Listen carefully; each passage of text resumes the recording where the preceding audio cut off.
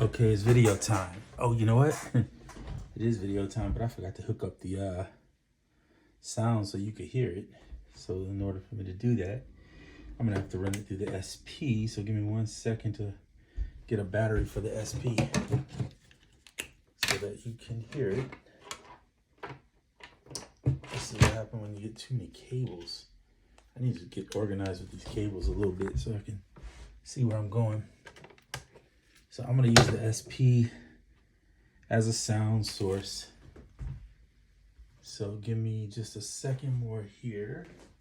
Figure out where I put the other cable. Okay. Now I should be able to, if I find the right cable. There we go. Plug in the SP so you can hear it.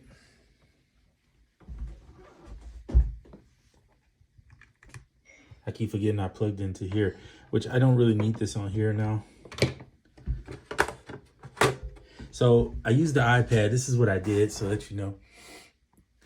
I basically used my cable, obviously, to the iPad, and I've talked about that app before, the Beep Street app, which is right here. Radio AU, you can see it right there. So there's Radio AU. Picked me a little channel I like the sound of. I usually aim for jazz because that's my favorite thing to listen to, really, is jazz music. And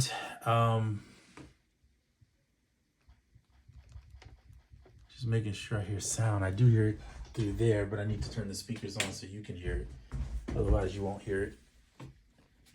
So sorry, moving around a lot. Okay.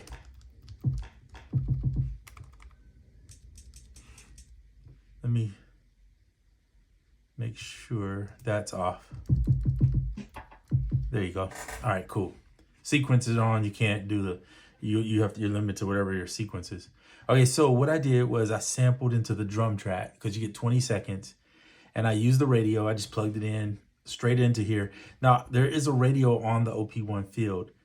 Where I'm at, where I live in my location, for some reason, this area just happens to have bad radio frequencies.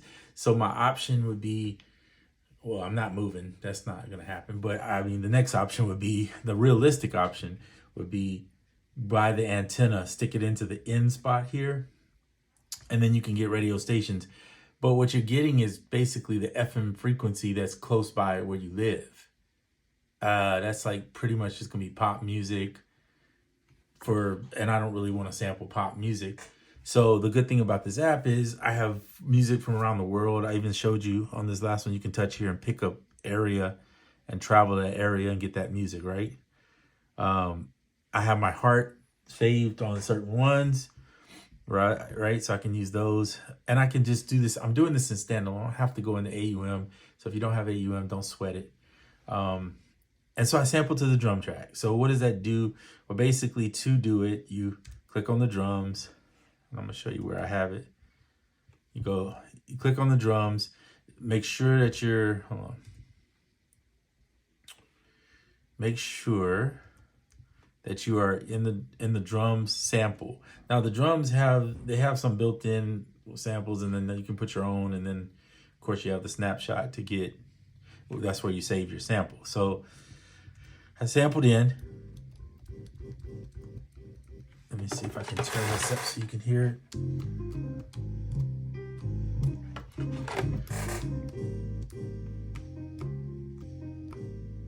Okay, so what you can do is it'll automatically chop it across these. You can go in and fine tune and adjust if you want.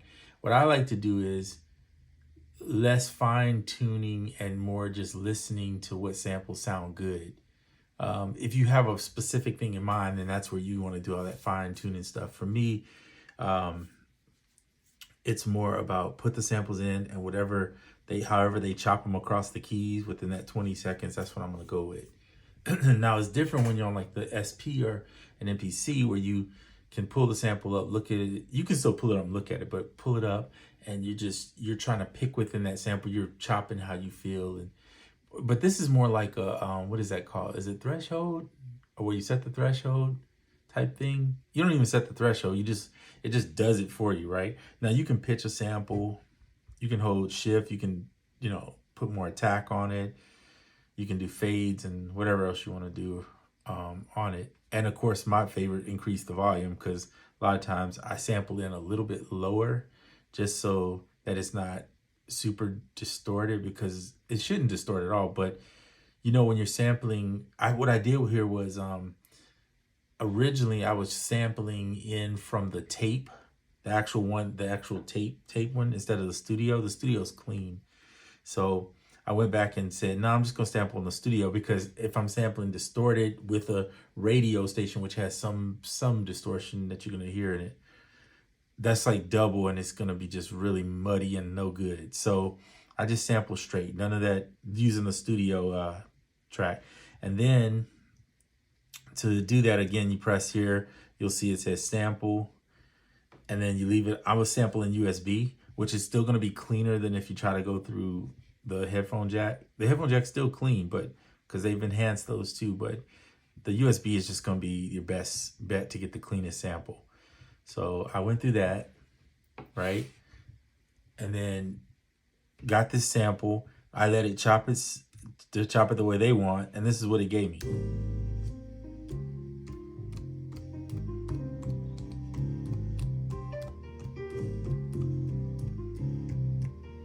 You can adjust any of these samples to your liking, however you want to chop them.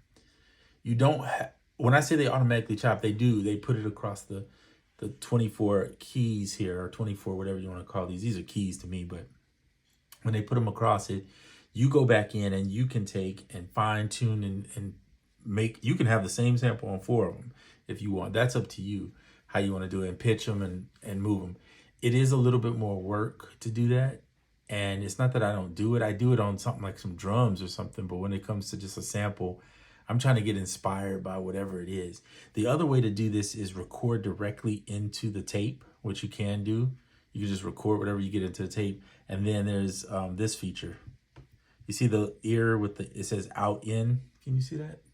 Hopefully you can see that. If you've ever seen an OP, you've seen this before. Out in. And basically what it's doing is it's taking whatever you recorded to the tape out, and then it's bringing it back in and splitting it across the keys to sample it. So you can pick the sample. You just want to play it and just capture a whole sample. You don't want to do the 20 seconds.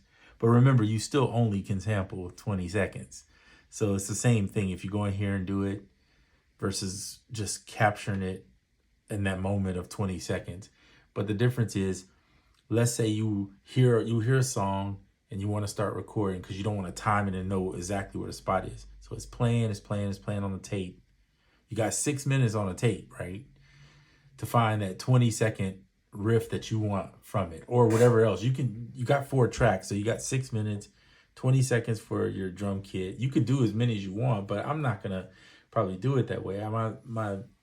My thing would be just capture what I need from it. Now you could do this in Koala too. I know everybody doesn't have the OP-1 field, but you can do it in Koala, right? You can just let it record, capture that one sample, and then come back and just cut the pieces out you want if you want to do it that way. Or you can auto chop in there too, or do all those. So that's kind of the same principle here. It's the same thing. It's just a different tool to do it, right? Anyway, to make a long story short, because I've been talking about that same thing for a minute, let's go back to here and see what I got. So I showed you what I got. Now this is what I picked.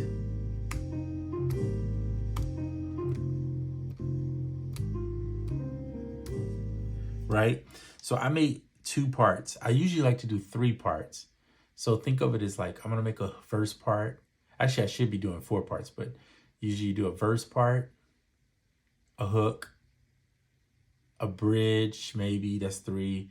And then you might have an intro or an outro, depending on what you want to do. So you could do, I would do up to 5 parts of it, but you don't have to. I'm just saying you could have your chorus and your verse sounding the same, and then your bridge could just be 1 extra part. So you could do, that's why I said 2 parts. I would at least have 2 parts.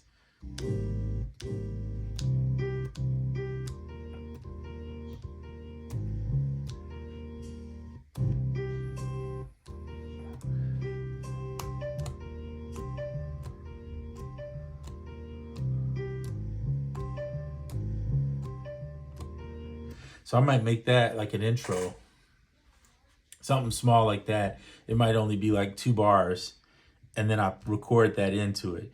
So the way I record is the gold that you see, I'm gonna call it gold because it's kind of brown, gold, whatever, is your looper.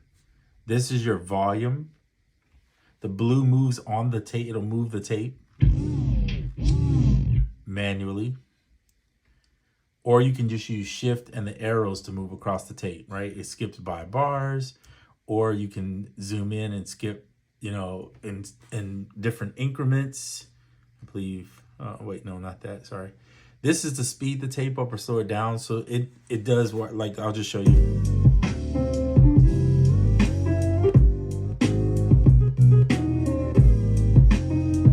Right?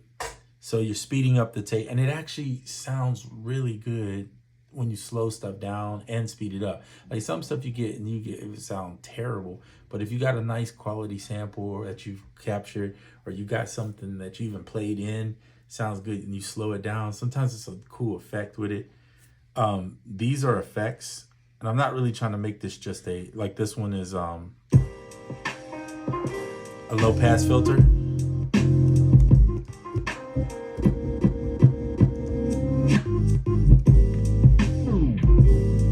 Tape stop, and that's just to set the loop. So in is where you punch in at that point, out is that, and this is to set the loop, right? So what I did was I built the first one. Here's what it sounds like. I'm gonna shift here and mute the drum track so you can just hear the sample I played.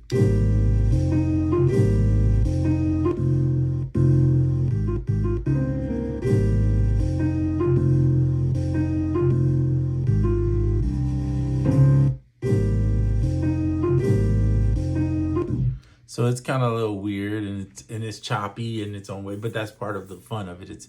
I'm making it my own thing, right? To make it choppy, right? That's part of sampling. Then I did one here's for the, I'm gonna call this the bridge, because I don't think I would want it playing all the time, but here's what it sounds like. Actually, I can't show you that unless I punch in there, right? And out here.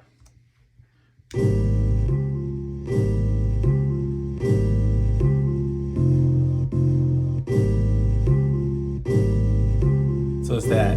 Repeat it.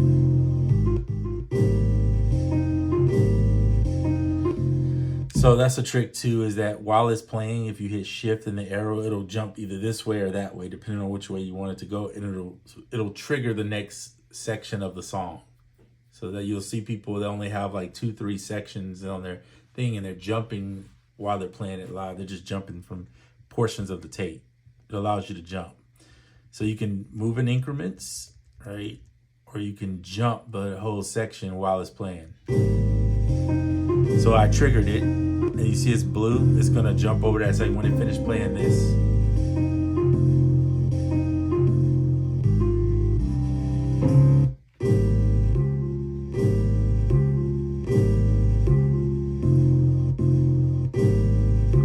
I'm gonna trigger it back. It'll go back to this section now.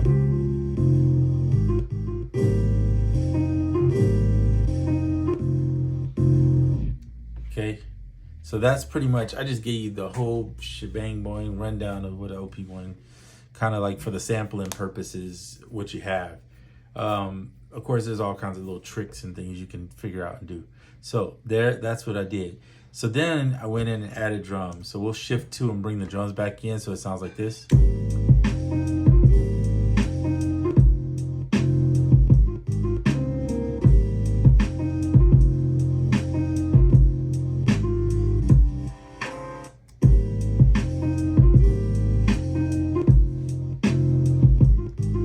And I'll shift over, and I put the drums like half, 2 bars on the next portion.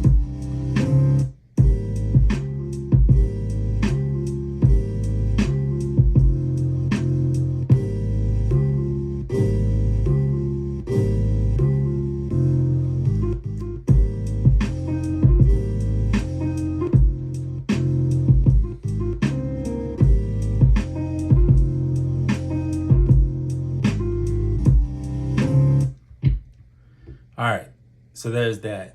There's also the way, I mean, there's also building your own tracks, which is what I do primarily, is build my own stuff. But I just wanted to show you the sampling thing, that it is quite capable of sampling and doing that too. And some people are really good at it and spend more time doing that than they do probably creating their own. But for me, it's more of creating my own thing. But yeah, so that option's there. So a lot of times you'll see my workflow consists of using this to the computer or this to the SP. The MPC is gone. I don't do that. And it's not that I hate it. Again, I think I said this in the last video. I talked about it.